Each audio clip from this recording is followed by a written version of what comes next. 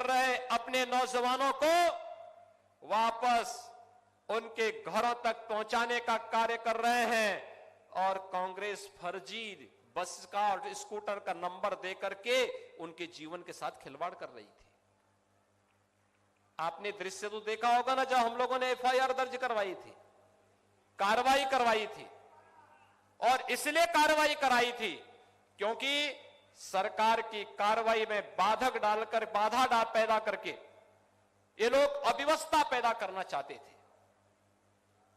कहीं कोई भी कांग्रेस का व्यक्ति, समाजवादी पार्टी का कोई व्यक्ति, कोई नेता, कोई जनप्रतिनिधि, कोई पदाधिकारी उनके राष्ट्रीय अध्यक्ष से लेकर के प्रदेश अध्यक्ष तक या फिर एक सामान्य कार्यकर्ता से लेकर के उनका कोई जनप्रतिनिधि जनता के बीच में नहीं था। पिछले 2 महीने से जब चुनाव की आहट सुनाई दी तो ये लोग जहां तहां थोड़ा अपना दर्शन देने के लिए आ रहे होंगे, यानी ये चुनावी पर्यटन है। चुनावी पर्यटन के बाद फिर 4.5 साल तक ये लोग गायब हो जाएंगे, फिर नहीं दिखाई देंगे और फिर दिखाई दे रहे होंगे, आ रहे होंगे। कोई यात्रा निकाल रहा है, कोई कुछ और कर रहा है, अलग अलग काम धाम इनके होते हैं और उसी में फिर निकल पड़े हैं। लेकिन भाइयों बहनों, आज मैं आप सबसे कहना चाहता हूं, इस देश की तस्वीर को बदला है और इस देश के प्रत्येक नागरिक की तकदीर को बदलने का कार्य किया है प्रधानमंत्री मोदी जी ने पिछले 7.5 वर्ष के दौरान। हमने तो नारा कोई ऐसा नहीं दिया था, हमने कोई गरीबी हटाओ का नारा नहीं दिया। प्रधानमंत्री मोदी जी ने तो एक ही मंत्र दिया, सबका साथ और सबका विकास। और सबका साथ और सबका विकास का किया हमने। समाजवादी पार्टी की सरकार में, उनकी सरकार के 5 साल में 18,000 लोगों के लिए मकान स्वीकृत हुए, दिए नहीं, अभी कागजों में स्वीकृत हुए थे। और भाइयों बहनों, हमारी सरकार के 5 साल अभी पूरे नहीं हुए, हमने अब तक 43 लाख परिवारों को एक मकान दे दिया है। 43 लाख परिवारों को 2,61,00,000 परिवारों को एक शौचालय दे दिया है। हर ग्राम पंचायत में एक सामुदायिक शौचालय भी दे दिया है। 1,43,00,000 परिवारों को विद्युत का फ्री में कनेक्शन भी दे दिया है। और यही नहीं, 9 करोड़ लोगों को आयुष्मान भारत में और मुख्यमंत्री जन आरोग्य योजना में फ्री में 5 लाख रुपए हर वर्ष स्वास्थ्य बीमा का कवर भी उपलब्ध करवा दिया है। क्या कर रही थी कांग्रेस 55-60 वर्ष के दौरान? समाजवादी पार्टी को प्रदेश में 4 बार अवसर मिला था। क्या कर रही थी समाजवादी पार्टी? और बहन जी को भी 3 बार अवसर मिला था। क्या कर रही थी ये सभी? भाइयों बहनों, पिछले 7 वर्ष के दौरान देश को हर एक क्षेत्र में सफलता प्राप्त हुई। गरीब को राशन भी मिल रहा है, गरीब को मकान भी मिल रहा है, समाज के प्रत्येक तबके को सम्मान देने का कार्य भी हो रहा है और इंफ्रास्ट्रक्चर डेवलपमेंट के बड़े बड़े कार्य भी हो रहे हैं। ये पूर्वांचल एक्सप्रेसवे, कोई सोचता था अमेठी होके वे जाएगा, लेकिन आज अमेठी का भी एक बड़ा भूभाग पूर्वांचल एक्सप्रेसवे के साथ जुड़ा है। और भाइयों बहनों, ये केवल एक्सप्रेसवे नहीं है, अभी तो इसमें औद्योगिक क्लस्टर बनने हैं। अमेठी के लोगों को यहीं पर उसके किनारे नौकरी और रोजगार भी उपलब्ध करवाने की कार्रवाई होने जा रही है।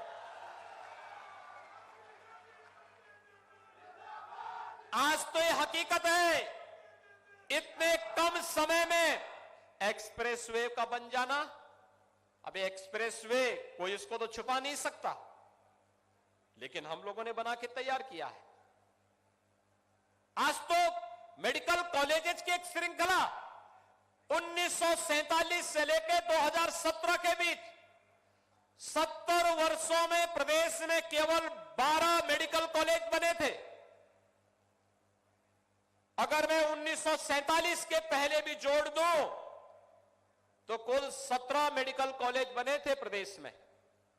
और भाइयों बहनों, आज हम लोग प्रदेश में 35 नए मेडिकल कॉलेज बना रहे हैं। 4.5 वर्ष में 35 नए मेडिकल कॉलेज, जिसमें अमेठी का भी एक मेडिकल कॉलेज है।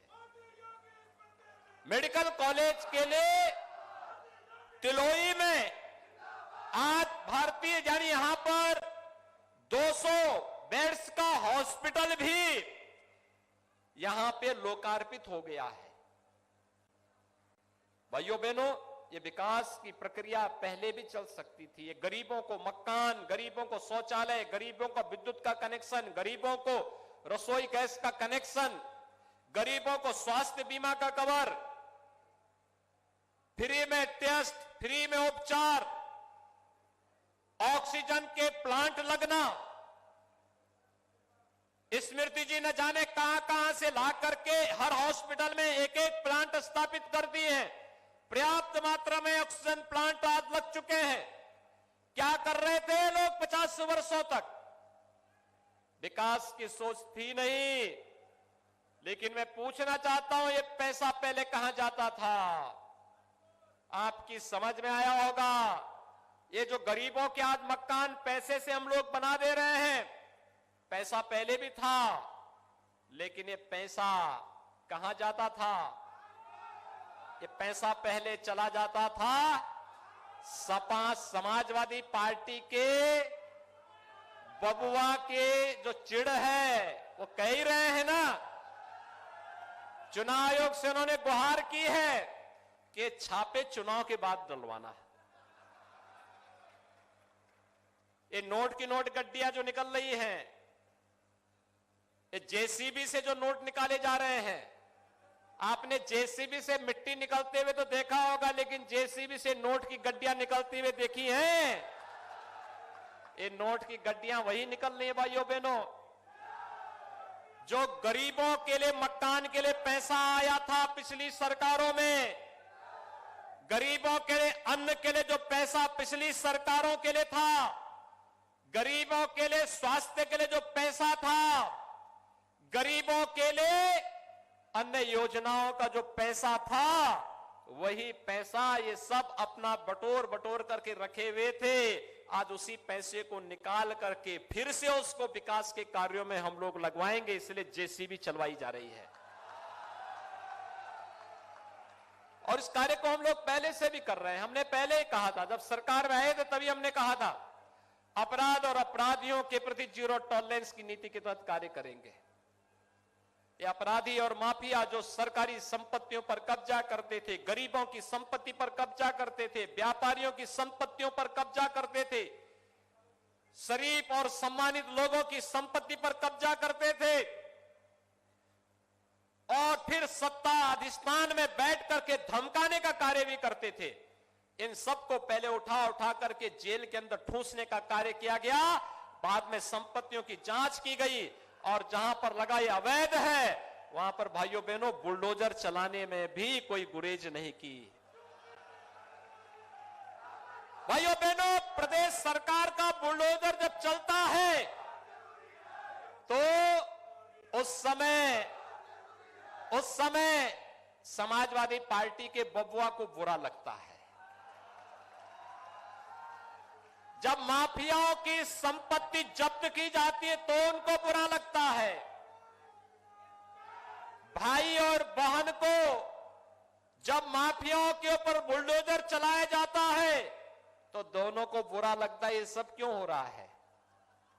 ये लोग आतंकवादियों के खिलाफ दायर मुकदमों को वापस लेते हैं। ये लोग पेशेवर अपराधियों को गले से लगाते हैं। गरीबों के लिए आने वाले पैसे को हड़प जाते हैं। विकास की योजना में डकैती डालने का कार्य करते हैं। और जब प्रदेश सरकार अपराध और अपराधियों के प्रति जीरो टॉलरेंस की नीति के तहत कार्य करती है, पेशेवर माफियाओं के द्वारा अनैतिक